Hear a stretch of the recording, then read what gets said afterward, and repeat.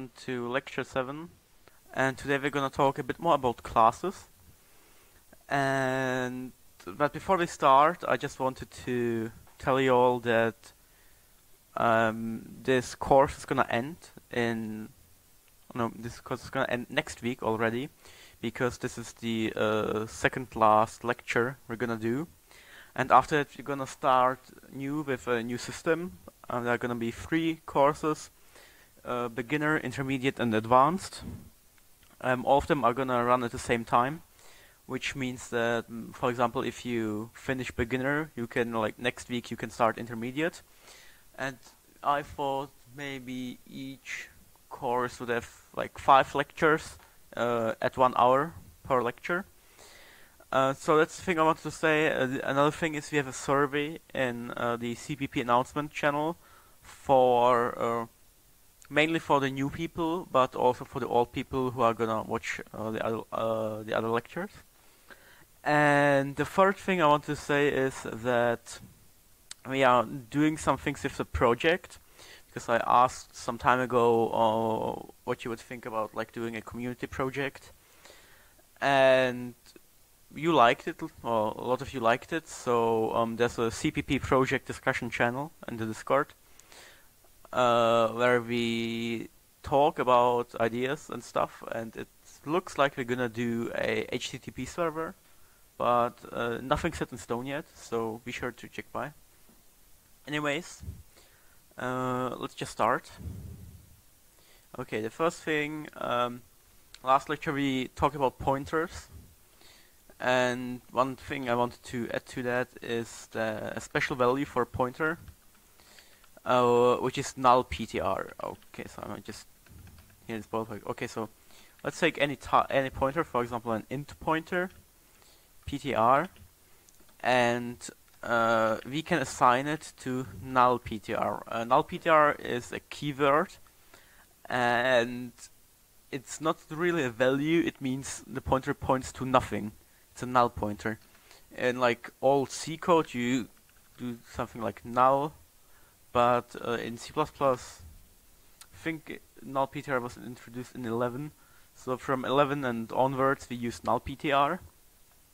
And for example, if you have some function which takes a pointer, so maybe void set int PTR, and you want to do something like PTR equals 5, then if PTR doesn't point to anything, or doesn't point to anything valid, this is going to be undefined behavior, and it's probably going to crash the program. So one thing you could do, if PTR equals null PTR, then you can just return or do an error or something.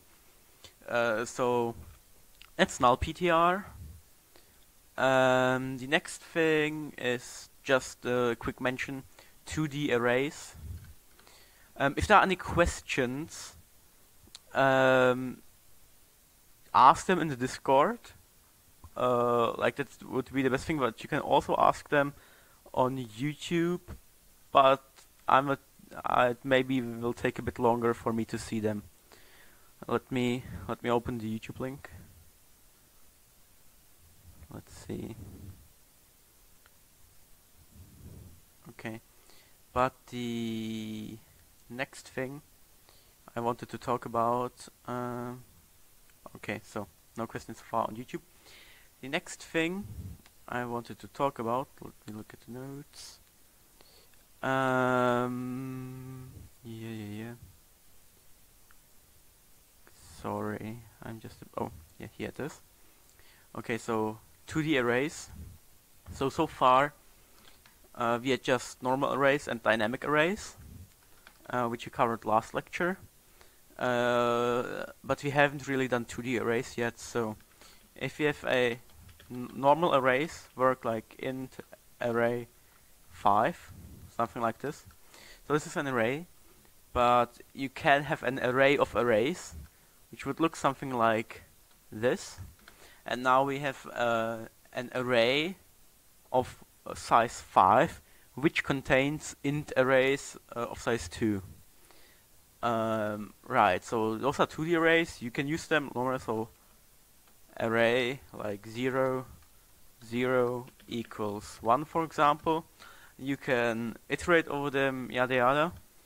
It's just a quick mention we're gonna do, because you shouldn't really use C-style arrays like this in modern code. And next and final lecture, we're gonna look a bit about on the standard template library with vectors, std array, std_fill, and lambdas and all that stuff. So it's just a quick mention because you shouldn't really use stuff like this.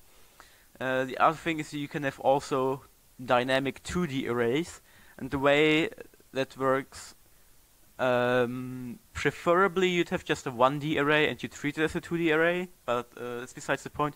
2D arrays, you just have a pointer of pointers. So you'd have a int pointer array, and what this means is that the type array points to is a pointer to a pointer, which can also exist. So this can be a, let's see, new int pointer 5, and then let's see 4 and I equals 0, I smaller than 5, I plus plus, array at I equals new int 5. Let's see, now we have an array of 5 by 5. I hope I haven't butchered. Oh yeah, I haven't butchered it. So this code is correct, but it's ugly, it's unpractical, it's unsafe, and you should use std vectors. So this is just a quick mention. And let me just open the notes again. Yeah. And now we're starting to do like the stuff I wanted to do. So far we've only been working in one file called main.cpp, but actually we can split our code into multiple files. So the first thing I'm gonna talk about now is forward declarations. So in order to use a function, we don't have to define it. Oh, no, that's not quite right. Let me show it. So for example, if I have something banal like int get 5, which will do return 5, okay, and I want to use it, but let's say this is really long. Bayan. Yeah. Okay. So, but let's say this function is really long, and we don't really want it up here. So what we can do is we can delete this, and we can just do this. And in our code, we can call get5. So std cout get5. Now this is not gonna work, but it's not a compile error, it's a linking error. This is because when we do a function, this is called a function prototype. When we do a function prototype like this, we are basically promising the linker that at some point in the linking stage, the linker is gonna find our function. So what we can do is we can, yeah, that's not what I wanted to paste. Void get5. So we can do this in here now, and if you run this, this will work, and it's gonna print 5. Yay! Oh, typo. Okay, now we can run this. It'll print 5. If there are any questions, by the way, just ask them, and I hopefully will see them. So that's forward declarations. We can do this for more complicated functions. So if I just do a real quick, let's see, double base int exponent. Now if I do just this, I don't need to have these names because they don't matter really for the compiler. So this will be a bit of a longer function. So in this case, it is really useful for me to split it up. Okay, so maybe 2 to the power of 3, which is 8 by the way. And then I can do down here double puff, double base int exponent, and then double result equals 1 and 4 and I equals 0, I exponent I++ of course. I hope I'm doing this right, because I think I do, but let's just see. Result times equals base. Okay, and then we return the result. Okay, so should print 8. Yeah. So this is like, you see, now this maybe doesn't look that bad if I just put a puff on top of here. But let's say it's not one function, it's 10. And then we have all the includes, so this can really get quite annoying quite fast. And what we can do still better, we don't have to put this below the main or something. We can introduce another file, and we can call it puff.cpp. And we can put the definition in here, and we can delete it. And it'll work still. That is, here in the compile command, we can see that yada yada, and then it compiles main.cpp and puff.cpp. And after it has compiled those, it will link it. And as we said, this is a promise to the linker, not to the compiler. The compiler is perfectly happy with doing this. Okay, I'm getting pinged by a lot of people in Discord. Anyway, so those are forward declarations. Now we can do something similar for classes, and the mechanic we use for that is called header files. So a header file, let's just make a basic class. What would be? Let's maybe just the good old person. And we can use .h or hpp. Those are like the most used one. I like to stick with hpp, so I'm gonna just do that. Now I can do Now I can do class person and public string name and age, and yeah, let me for now this will be enough, and I have to include string of course. So so now if I have this HPP file, and in here I can include the HPP, and I use these quotes because if you do these brackets, it means you're telling the compiler to look in the system path. But if you use these quotes, it means look in the directory I'm in right now.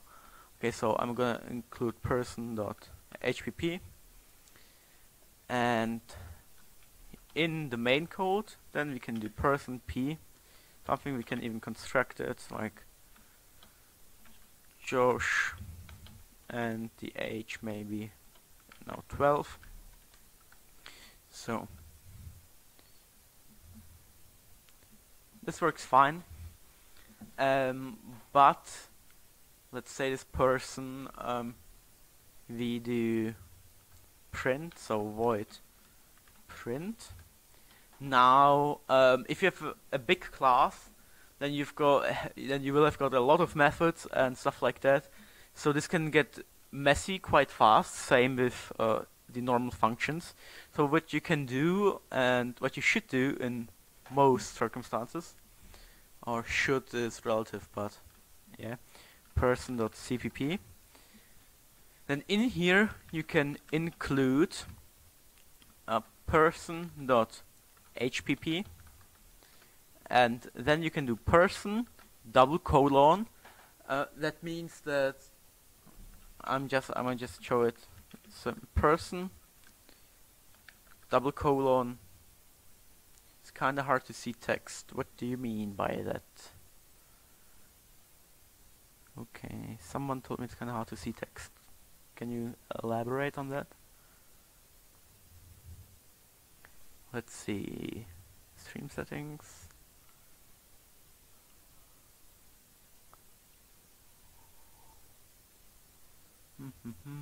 Output. Video. Seems good. Okay. I'll just...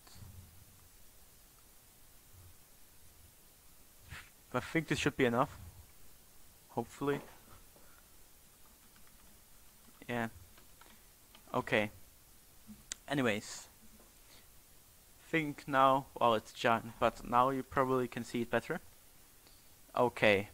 So, now this double colon means that it's not a print method just floating around, but it's the print method of class person. And then we can do just std cout name, I think. I call it, yeah, name and age. So name and age. But it's gonna do an error now. Oh. Yeah, but I've meant another error. Include IO stream. Right. So. Oh, it hasn't. It has done no error. Okay. Then I'm gonna try to cause an error right now. Okay, if I'll add another class called, I don't know, principal dot hpp.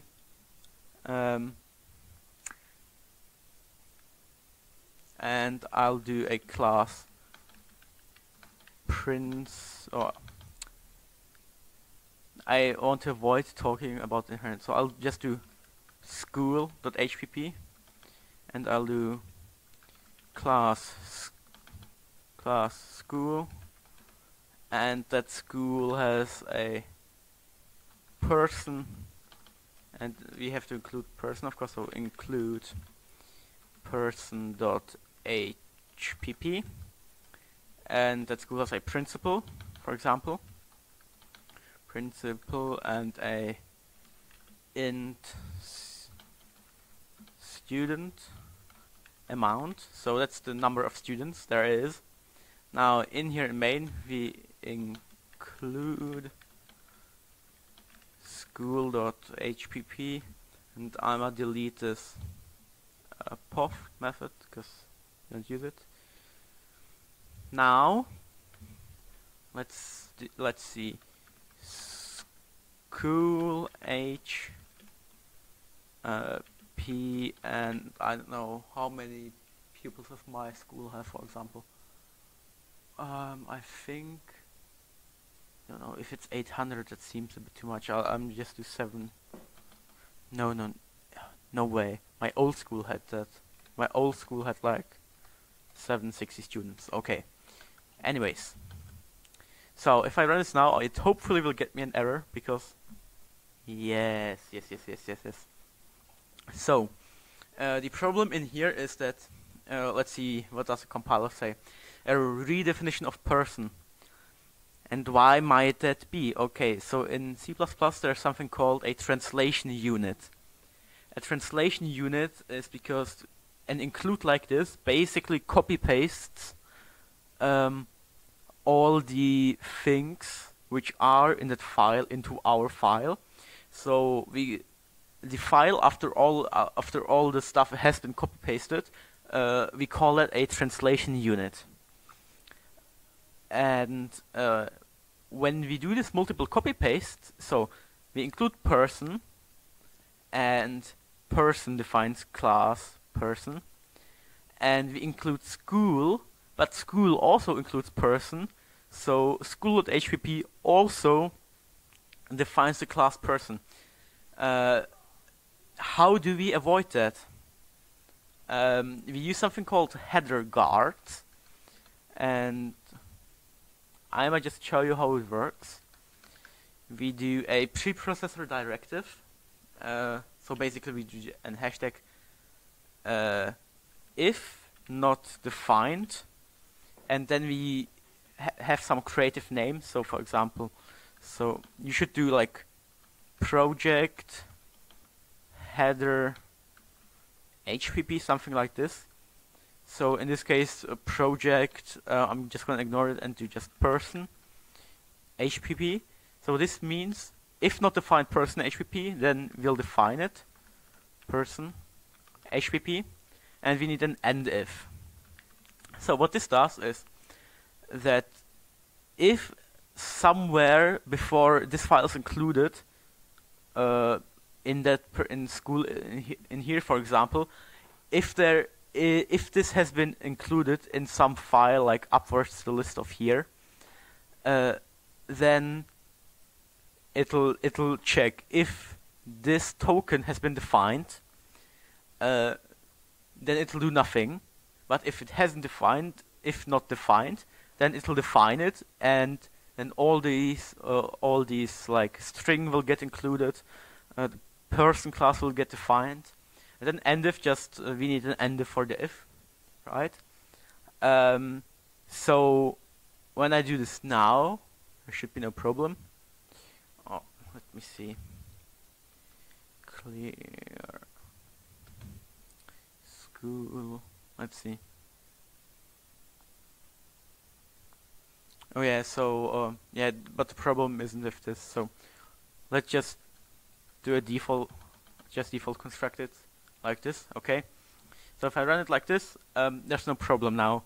That means for each header guard, for each header file we should have a header guard also.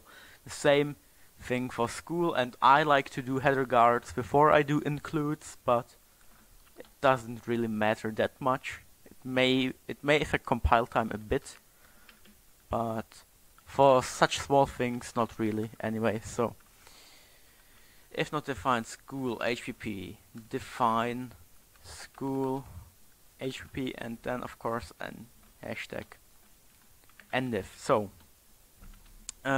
also header guards. Let's see. Any questions? No, not yet. I've been pinged again. Oh. Okay, so it's not an important ping. Let's see on the YouTube. No questions here as far as I can see. So let's do the next thing. Well, it's static. Okay, so static just means okay, so static is something we can specify in a class, and static means it's not the thing. It can be a function or it can be a data member, isn't tied to one specific instance. What does it mean? So let me show you. If I have, for example, for schools, we want to have a static int. No, we want, maybe the school has a school ID int school ID, and maybe we have many schools, so we need a static int next ID, and that is 0. Okay, so what does this do, this static? It means that I'll just show it to you in here before I show any examples of how you might use it. So I can do std cout school next ID. Okay.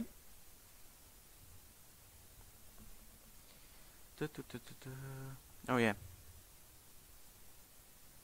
Sorry, I forgot. There's it's a bit shitty, but let's do school.cpp. Static data members can't be defined in the class if they're not const, because of some more complicated stuff like linking. But anyway, we wanted a school.cpp anyways, so we'll include school.hpp.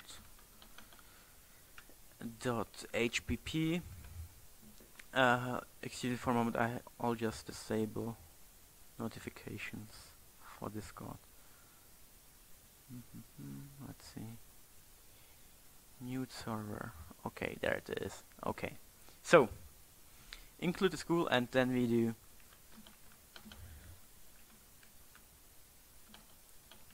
int school next ID equals 0. I hope I'm not butchering it again. But my memory is bad, but my overall abilities are great. It's a private member, of course. Let's see. Oh yeah. Oh. Now I see. Oh, now I see why it didn't work before. But if I run it now, it works, and it says 0. Okay. So we can change this. So static.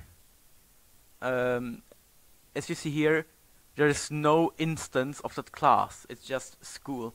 So this next ID doesn't depend on one instance, and let's see why it might be useful. Okay, so when we'll just do our constructor for school. So we just declare it in here. Well, I'll just define it in here too.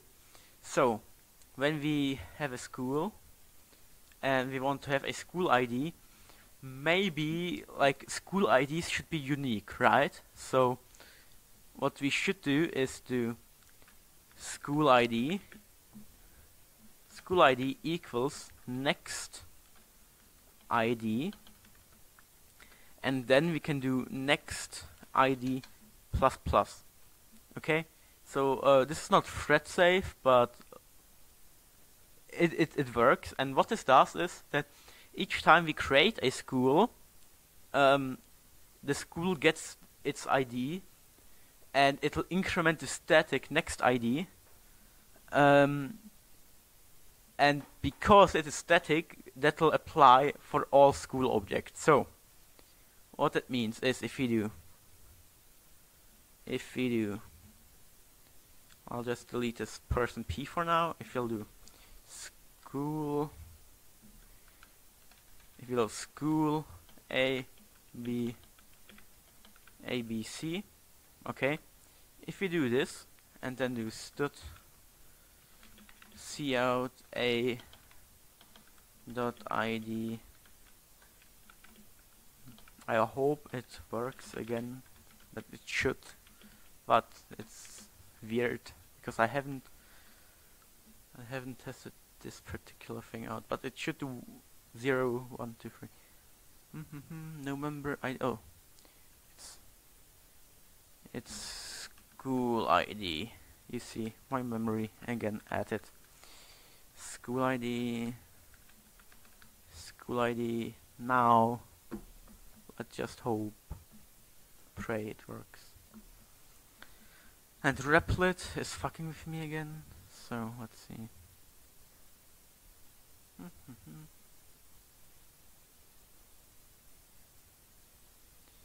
think we might have to wait a bit for Replit to work. Oh, something's happening. Okay, 0, 1, 2. Okay, so this is like, so because it is static, it doesn't depend, like next ID doesn't depend on A, doesn't depend on B, doesn't depend on C. It just is there, and it will be there for the whole life of the program.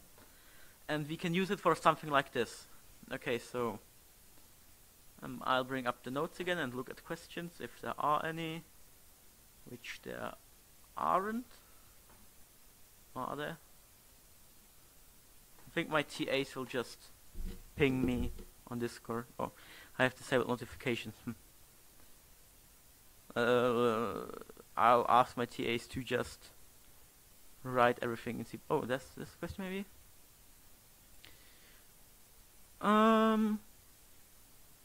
Okay, I think it has been answered in Discord. I'll just ask my TAs to copy paste any questions into the Discord which they see on YouTube, because I'm a bit lost with the section right there. So now we're gonna get to some fun stuff. Okay, inheritance. Okay, so classes, like in object-oriented programming, like a class groups data together, right? And when we group this data, let me think of the best way to explain it. Okay, so like imagine so we have, for example, our class person, okay? And in life, we can think of classes like describing real objects in some way. So, for example, persons in real life. Think of any person, right? But a person is that's a very vast thing. There are different kinds of persons. So what we can do is we'll find, for example, a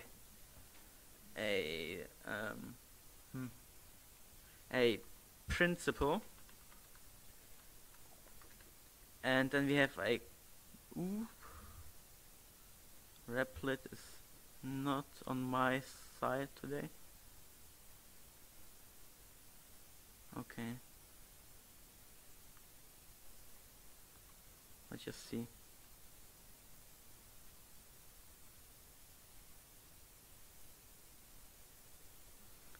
Okay, I'm getting really thirsty. Let's just say, okay, let's just take a break, 5 minutes, and I'll be back ASAP. But I need to really drink something. Okay, so I might just pause the stream. Or I won't pause it. I will mute myself and get some water, and I'll give you some time to think. And we should start at 21:30 or 19:40 UTC. 19:40 UTC. I don't know, somehow I can't see the chat of the stream, which is very weird. What's oh there. Oh, now I can see the chat. Okay.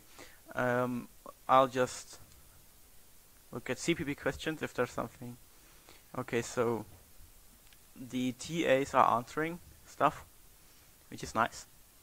So, I was talking about inheritance, and I sorta didn't explain it right, I think.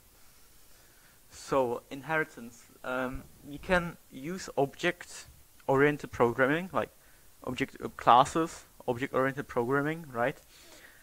We use classes to describe stuff, or describe problems.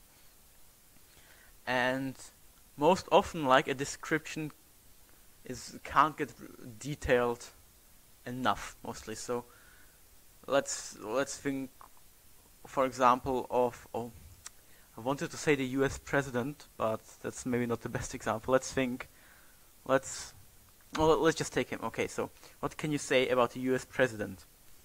So he's a president.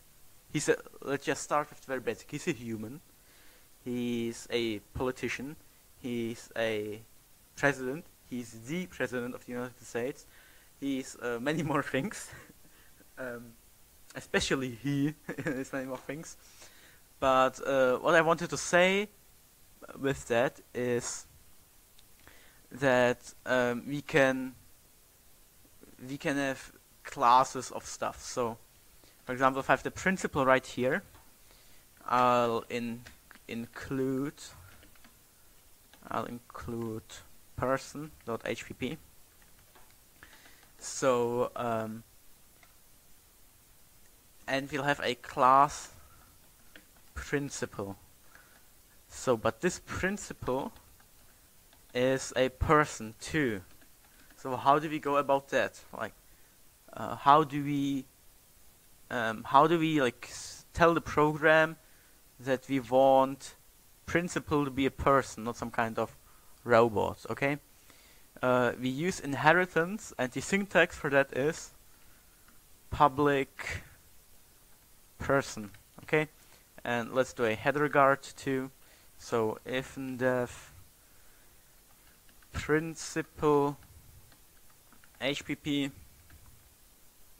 then define principal HPP, and then endif. Okay, so what did we tell here? So class principal is a public person. That means that here in person we basically copy all attributes from person into principal. So our principal is gonna have a name, an age, and print2, and we basically can enhance the person class in the principal. So principal is gonna have a int school ID, which is his school. Okay, so and public. I'm just in these examples. I'm gonna do almost everything I'm gonna do everything public if it doesn't matter if it's protected or private or public, really. So we can just access it easier. So, and here let's just include principal.princip. Yeah, typing is hard. Principal.hpp. So let's just, if I have made any obvious mistakes, let's see. No, I haven't. Okay, so let's do this. Okay, so we have person, school, principal. So we'll have principal Tom, lowercase, principal Tom, and Tom dot school ID equals a dot school ID. So Tom is the principal of A, and but also we can do Tom dot name equals Tom. I'm bad at thinking of names. Tom Scott. I probably know Tom Scott from YouTube, but okay. So if I run this, there's no problem. Here this name is inherited from person. But the really cool thing about inheritance is something called polymorphism. Okay, so polymorphism. Right, so polymorphism is a way where we can treat a child class. If you inherit from a class, it's called the parent class, and the inherited class is called a child class. If you inherit if you are a child class, you can be treated as a parent class. So basically what that means is if I do, let's see, void print name and the const person p, and I'm gonna do std cout p dot name and std end line. I'm gonna do this for person Jake.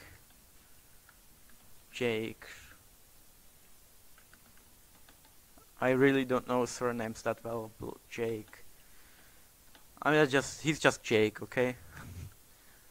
Jake, and then I do print name Jake.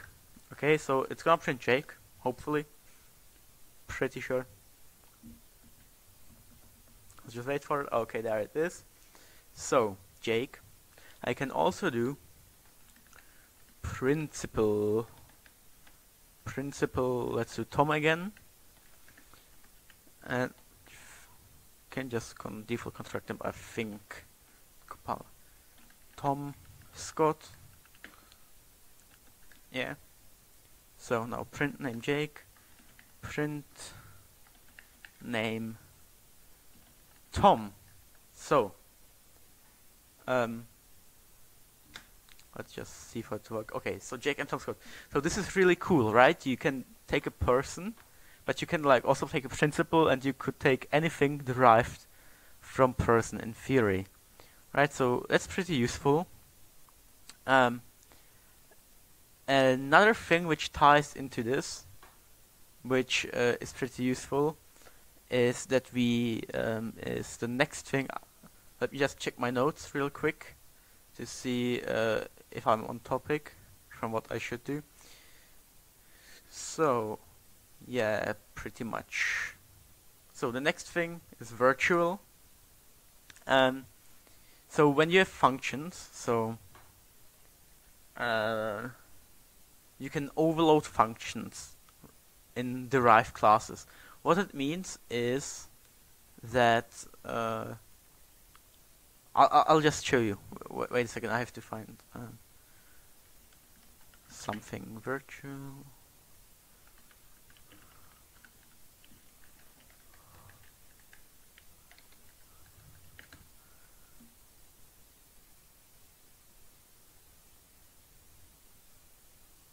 Okay, so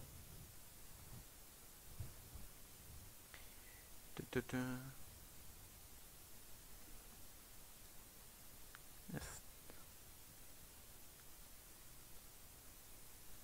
Okay, so I'll just show you an example. So what we can do when we inherit, so here's void print, it's a person. Here in principle we can do void print like this, and then but in here we're gonna do name is the principal of, and then the school ID, and then the end line. So now in our main code, let's just abandon this print name thingy. Okay, so tom.school ID, just to make sure, just to show it better, is 5. Okay, so jake.print and tom.print, and let's see if I have defined print for, yeah, and I'm gonna append a end line so you don't have any ugly line breaks going on, non-line breaks. Okay, so Jake and the 0 is a baby probably, and then Tom's code is the principal of 5. So this works kinda well until, let me just, I think I can delete all those files now because I have gone over the things I wanted in them, but let me just see. Yeah, basically, so I'll just delete all this so you don't have all that junk, and I'll show you another example, and an example of actually why we need the thing I'm gonna talk about. Okay, so hashtag include, let me just, okay, so this is just copy pasted from the internet. Okay, include IOStream, and okay, now we're gonna define a function called, okay, so what this does, right, so we have two classes, the animal class and a cat class, and the cat just inherits from animal, which makes sense, of course. So now I have this function, I'll just call it maybe print again, and it will call the eat function of the class of the animal, which is of the animal pointer which has been passed to it, or the object at the memory of the pointer which has been passed to it. Okay, so now in our main. Okay, so int. This is just copy pasted from Stack Overflow, but it's a pretty good example. Okay, so let's see. It kind of spoiled it with those comments, but I'm not gonna let that distract us for now. So I call it print. So what does this do? Okay, animal is a new animal, cat is a new cat, and print takes a pointer, and it calls the function. So for animal it should print I'm eating food, I'm eating generic food, and for cat it should print I'm eating a rat. But if I run this, it'll print I'm eating generic food twice. That is because why is complicated. How to fix it is pretty easy, and it is what I'm going to show you right now. Is we have to use a keyword again called virtual. Okay, so I'll just quickly try to explain what this does. Basically, classes in memory are just a layout, and member functions are just functions floating around, which don't really. What happened in Discord? Let me see. Is everything all right? Okay. Yeah, I think so. Okay. So what virtual does basically, I didn't want to do that. What virtual does basically is it tells us, or it tells the compiler that this function will be overloaded in a derived class, and therefore every time this is called, the compiler should be extra careful in calling it, so it calls the right one. So it's like the really boiled down version of it. But I've added it now, and if I run it now, see, it'll work. I'm eating a rat. So that's the virtual keyword, and we don't really have that much left, have we? Let me see the lecture notes, more the lecture bullet points. Operator overloading, yes. Okay, so operator overloading. I don't know if other languages have got this, but this is really cool. Is that in C++ you can overload operators. So operators like plus, minus, times, division, and even shift and stuff like that, all can be overloaded. So a basic example is, let me just reuse the good old person class, and I might not do headers and stuff like that because that's not really interesting right now. So we have friend function. So well, let's do for that the vector. Or I'm gonna show you 3 different versions of operator overloading. Okay, so first one is operator as a member function. So vector public double x double y, and then now this is the good part.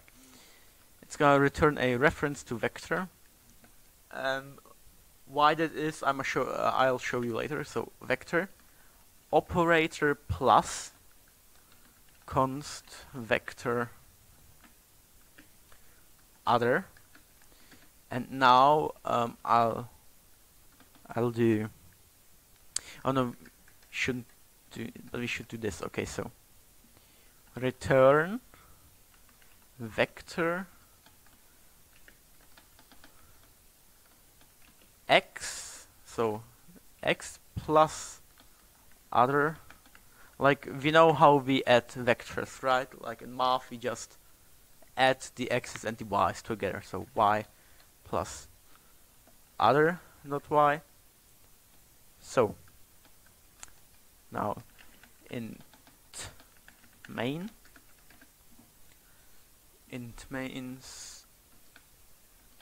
vector x. I'm gonna do 1, 2. Vector y, we're gonna just do 2, 4. Okay. Now what we can't really do that. We can, let me do vector z equals x plus y. Okay. And now we can do std cout z dot x z dot y. Okay, so 1 plus 2 is 3 and 2 plus 4 is 6. Amazing, right? And we can do this for every operator really. So we can do multiplication, we can do division, we can even do like something like, for example, the stud vector class as an operator. This is called index operator, I think, officially. But what this means, like if you have a vector, for example, like a stud vector v, and then you want to access element at x, so v, so the 6th element, you can access it like this. So that's operator overloading. Now another example, that's operator overloading as a part of the class, but we can also overload vectors externally. So vectors operators, sorry. So class person public stud string name int age, and now I'm gonna overload operator shift, it's called. So outstream reference. I'm gonna show you why outstream reference. So operator shift, and now it's gonna take 2 arguments, this operator function. So it's gonna take a std outstream reference out, and it's gonna take a really, it can be a copy, or I'm gonna do a const reference like this, and I will just make this smaller so it fits. Okay. So now what I can do, we do return like this, and inside here we can do out name space and age. Okay, and inside of main int main. Now we can do person p Jake again, and this time he's 15, right? So std cout p, yes, p. Oh yeah, int age. Oh, in here I forgot p.name and p.age, and this dot endline. Okay, Jake 15. Nice. So why did we return a reference to the outstream? So let me just look. No questions in the channel. And let me quickly take a look at the YouTube chat. Face reborn to the smiley, which is nice. So why did we do this? That's because so we can chain operators. So if I do this, like 15 is a person, okay. Now I'll remove this so it works better, but anyway, so Jake 15 is a person. Okay, what happens if I do just void in here? It's gonna give us really ugly errors. Should not return. Okay, so yeah, but just doing this. Yeah, invalid operands binary expression p void and const char. So because this now basically this in here we can replace with operator and std cout and p. So this is the same thing now, but now we can see it more clearly that it returns void. It's gonna give us the same error, yeah. But if we do ostream reference again, and here we return again, now it's gonna work. What did I do wrong? Std, yeah. Now it's gonna work, and this is an expansion, just again. So what we can do now is to show why it works even more. That is equivalent to operator shift like this. So, and now you can see, like, if this would return void, then this would take as the first argument void, which doesn't make sense. So it works perfectly. This might be a bit more complicated, so are there any questions in regards to operator overloading in general? Can std be also set as standard? Yes, it can be set as standard, but I'm lazy, so I just say std.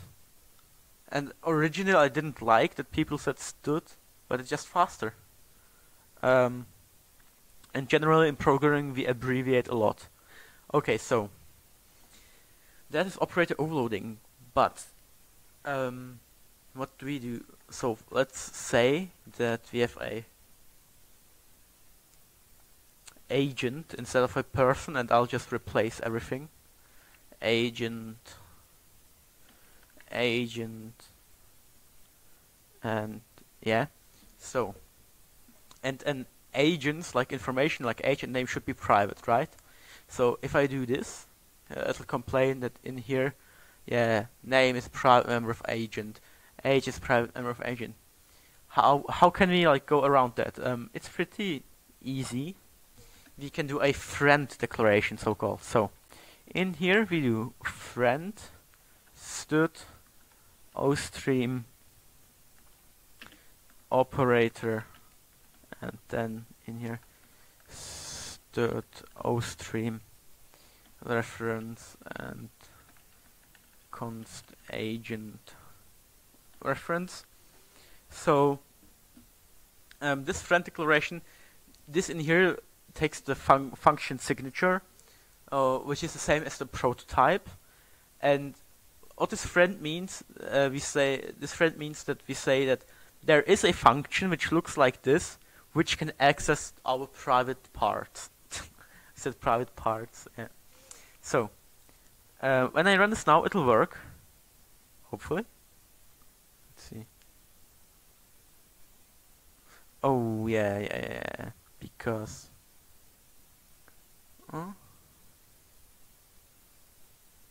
Implicit copy constructor, yeah.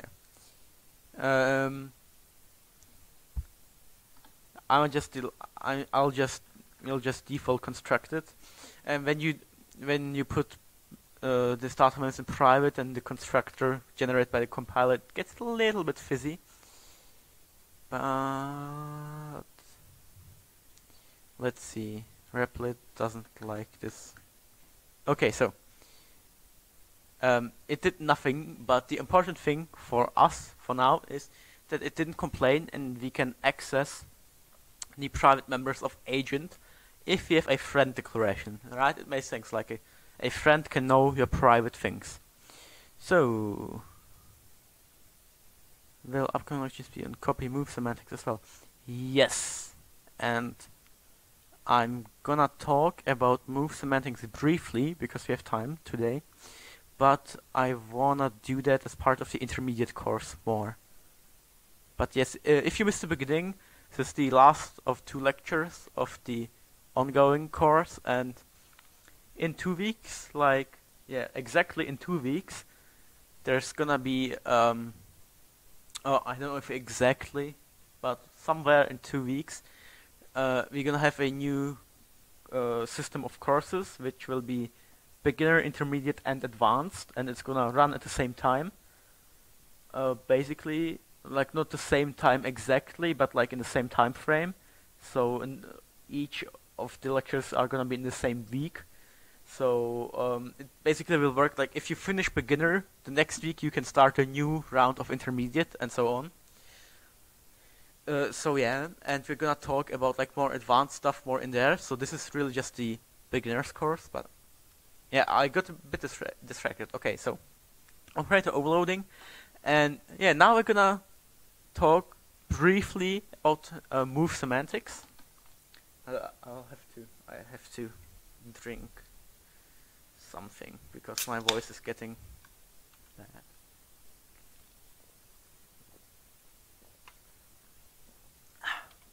Okay, so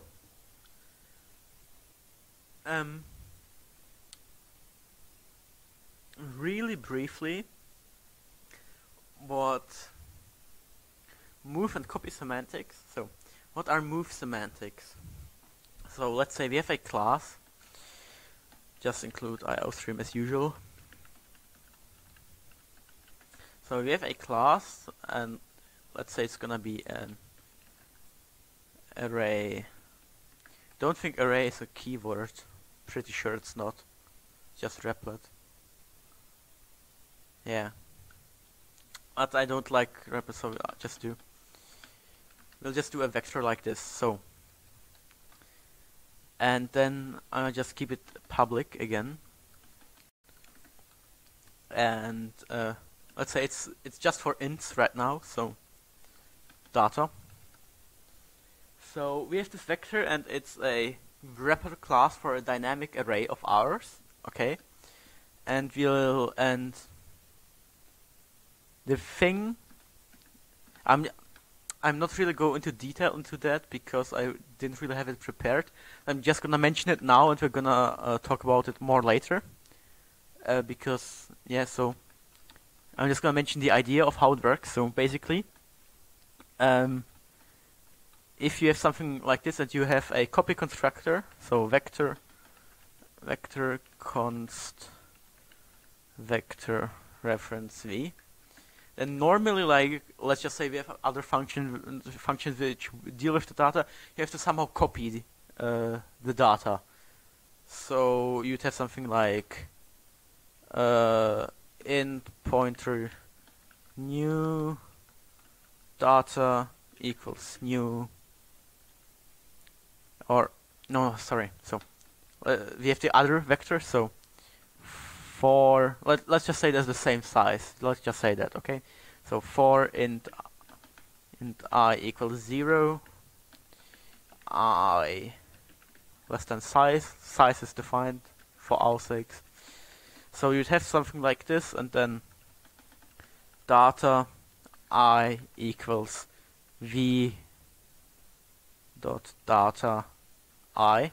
Okay, so you have to copy stuff like that. The basic idea of move semantics is that if we have an R value, so an R value is, what is an R value? Well, yeah, it's not really working, right? I haven't prepared this, so I really can't explain it as well.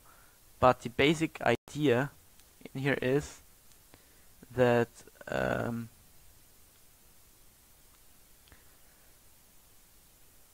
the basic idea in here is when we have, for example, a function which returns a vector, return vector yada yada, then that value is an R value because it's gonna disappear, like it's not gonna stick around. What we can do in here is then we can have a vector constructor which takes a vector reference. This is R value reference v, and because that vector in here, like which will get returned, which was returned, will disappear basically. We, instead of having to copy the data, we can just take the pointer. So data equals v dot data, and this is okay because, like, if you have in here, if you have like vector v equals get. Like otherwise, here it would have to create the object, here it would have to copy all the stuff, and then this created object would get destroyed, and yada yada. We can skip all that, and we can just take this R value reference in here. We can just do this, and we didn't have to copy anything. And like, if you have like big data structures, that can save a lot of time, and it's a lot faster in some cases. But that we derailed a bit there. Right. And today's lecture is a bit shorter than usual. I'll just remind you, we have the project planned, so go on the Discord to look at that. We have the survey for the next set of courses, and next lecture, the last lecture, we will talk about standard functions, standard classes, standard containers, and how to use them. I hope you enjoyed the lecture, stuff like that. I'm gonna stick around on the server now. You can find me there, I'm quite active. Yeah. Thanks you all for watching, and see you next time. Bye.